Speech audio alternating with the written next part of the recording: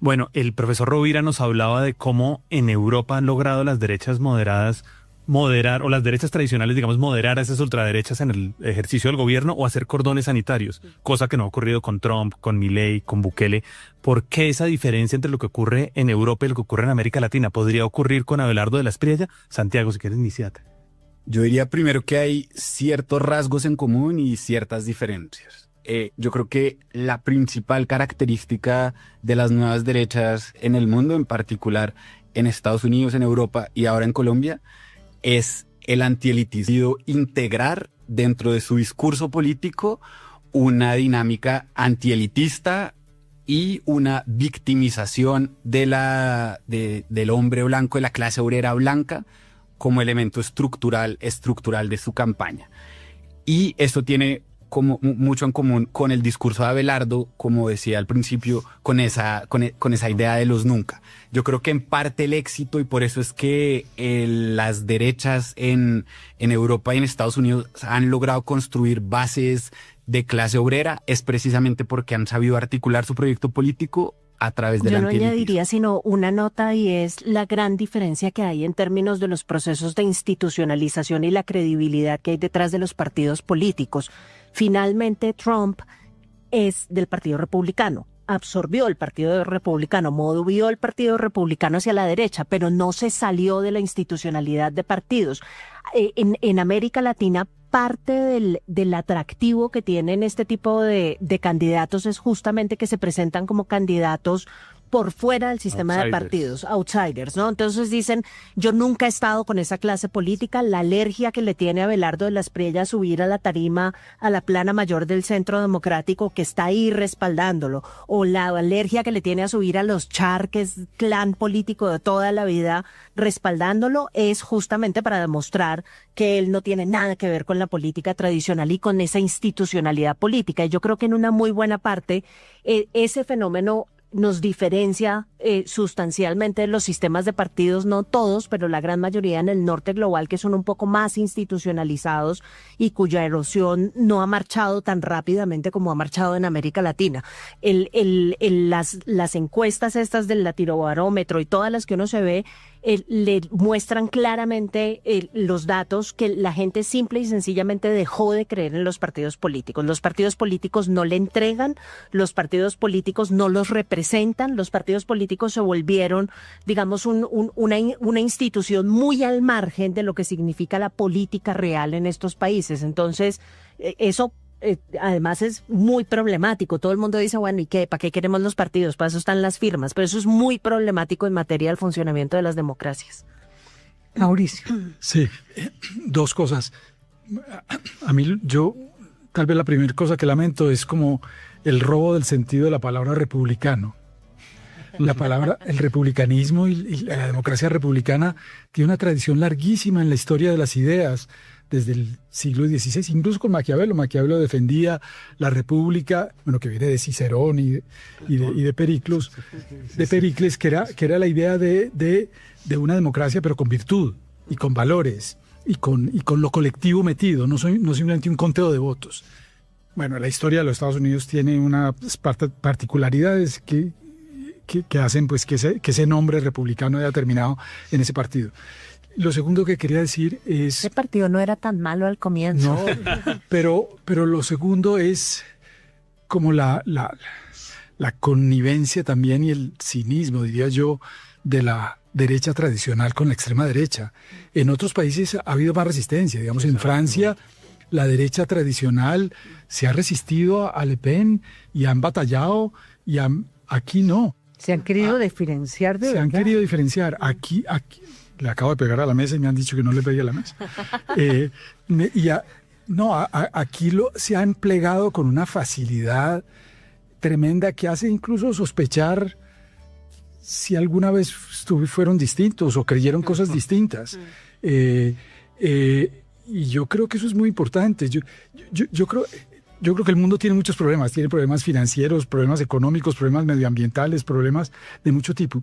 Pero yo creo que hay una crisis de la que se habla muy poco, que es la crisis ética. Se habla muy poco de la crisis ética. Yo creo que es una crisis fundamental de raíz. Y a mí me parece que a la derecha tradicional le falta valor y le falta sentido ético para distanciarse y separarse de la extrema derecha. En ese sentido, Carlos, quisiera saber si ha pensado o ha reflexionado sobre un punto medio, un lugar donde la racionalidad vuelva a establecerse como salida frente a los extremos. Sí, antes quería añadir algo a lo que venía diciendo Mauricio, y es que justamente ese es el gran debate aquí en España y en Europa. ¿Qué hacer con la ultraderecha? ¿Crear cordones sanitarios o obligarla a gobernar para que tenga que enfrentarse a la realidad, a problemas reales, y tenga que, digamos, salir de ese espacio cómodo de la retórica, de la acusación, del señalamiento, de la invención de enemigos para enfrentarse a la política pública? No hay un consenso, pero varias voces que solían ser muy partidarias del cordón sanitario están empezando a darse cuenta, o a caer en cuenta más bien, que todos estos prevenciones o estos consensos de la derecha con la izquierda para evitar que la ultraderecha toque el poder, lo que están haciendo es convirtiéndolo en el outsider, en el rebelde, en el que se opone a los partidos, al sistema, y lo está hinchando, le está dando más bien oxígeno. En lugar de asfixiarlo, lo está haciendo crecer. Entonces muchos ya están diciendo, no, tienen que tener cargos de responsabilidad, tienen que poner a prueba sus ideas y tienen que demostrar si son competentes o no en el ejercicio del poder. Bueno, se especula con la posibilidad de que el roce, la fricción con la realidad los vaya a empezar a desinflar. Entonces el consenso aquí está empezando a cambiar. En cuanto a la recuperación de la racionalidad, creo que, como decía Sandra, es verdad, esto es un fenómeno que viene de arriba abajo, sobre todo. Se está aprovechando la insatisfacción y el malestar social para encauzarlo hacia posturas políticas extremas. Pero la oferta viene de arriba, la oferta viene de los políticos. ¿Cómo lograr que esa insatisfacción no se deje seducir por esa oferta política? Bueno, ese es el gran problema contemporáneo, creo yo. Pues yo primero quería decir que a la hora de explicar estos fenómenos hay una hipótesis dominante y me parece que es una hipótesis fallida y que a veces peca irrespetuosa y que tenemos que reevaluar. La hipótesis dominante dice que estos fenómenos políticos se expresan simplemente por la emocionalidad y porque son un rebaño enceguecido, seducidos por líderes carismáticos, lo cual implica asumir que en estos sectores políticos no hay racionalidad, y yo creo que eso es un error. Por un lado hay emocionalidad, siempre hay ambos elementos en la política, y hay mucha emocionalidad también en políticas democráticas. Obama, por ejemplo, fue un maestro de la emocionalidad. Yo creo que esa no es la respuesta. Yo creo que lo que más bien tienen en común todos estos fenómenos políticos es el antiestablecimiento, y eso abarca desde Abelardo y Kast hasta Le Pen, hasta el AfD, hasta el propio Petro. Hoy en día, quien logre montar el performance más convincente del antiestablecimiento es quien suele ganar elecciones. Eso en parte explica por qué los candidatos del establecimiento demócrata últimamente no les ha ido tan bien. Entonces yo creo que la pregunta que nos tenemos que hacer es ¿por qué es que están demandando tanto antiestablecimiento los electores? Y yo creo que de una manera muy rápida hay una respuesta principal, y es que cuando nacieron las democracias en el siglo XVIII y XIX, y con raíces desde antes, nacieron con una promesa fundamental, y es que podían garantizar cambio. Pero por otro lado, implementaron sistemas de pesos y contrapesos para prevenir un cierto grado de cambio. Entonces las democracias surgieron con una tensión mantener un status quo.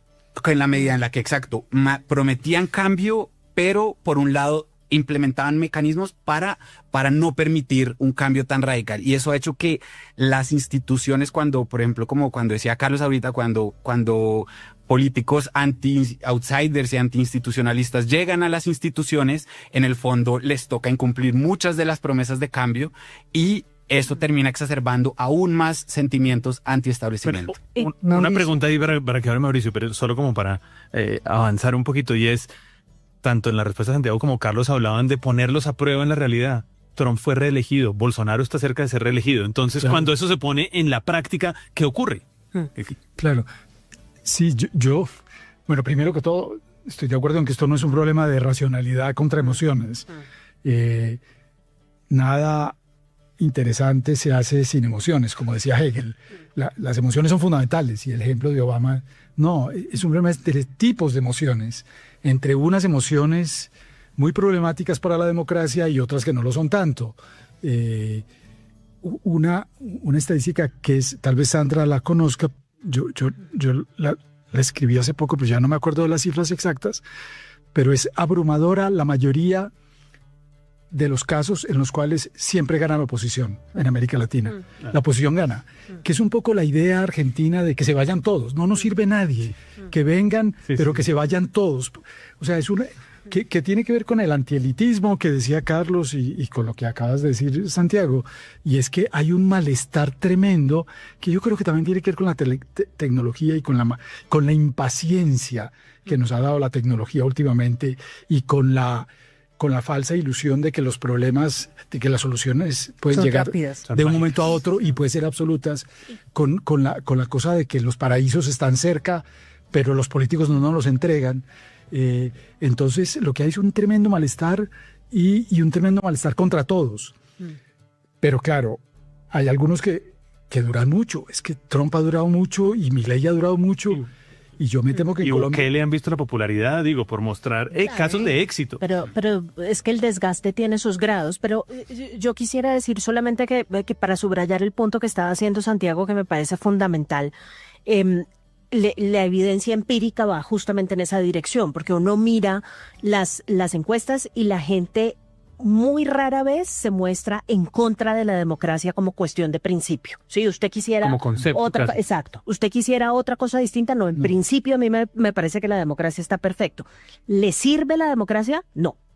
¿Le entregan algo las instituciones de la democracia? No me entregan lo que estoy esperando. Entonces, es un problema grueso, porque yo diría que incluso no está ni siquiera dado en términos de las velocidades del cambio, es básicamente que lo más simple, las cuestiones básicas por las cuales decidimos cederle poder al Estado para que manejara los asuntos públicos ya no están funcionando tampoco. Entonces, la gente sí tiene la sensación de que esas instituciones no le están entregando absolutamente nada, aunque por cuestiones de principio quisiera mantenerlas allí. Y esa distinción me parece que es una distinción importante para corregir el problema del populismo, para corregir el problema del que estaba hablando Carlos acerca de cómo evitar que la gente compre sus discursos tan fácilmente y para corregir, termino con esto, un problema grande que tenemos y que lo estaba señalando también Santiago al comienzo, que tenemos aquellos que nos consideramos de centro, y es que creemos que la solución está en la moderación y a veces en la famosa racionalidad, que es un acto de arrogancia liberal increíble, ¿no? Yo soy el único que piensa ordenadamente y consecuentemente el resto son una mano de bárbaros que solo siguen sus emociones y nada más. Creo que eso aleja a la gente más en búsqueda de esas soluciones populistas. Me quedan de los que 2 estamos minutos hablando. y necesito una respuesta acá. ¿Qué pasaría con esa democracia liberal y las instituciones en manos de Iván Cepeda o en manos de Abelardo de la Espriella? ¿Quién se lanza? Ay, pero si íbamos tan bien en esta conversación, nos estábamos ¿Cómo riendo retener y todo. dar eso? Pues yo diría A ver, muy Santiago. rápidamente que son dos fenómenos o dos actores políticos que no se pueden poner en el mismo plano.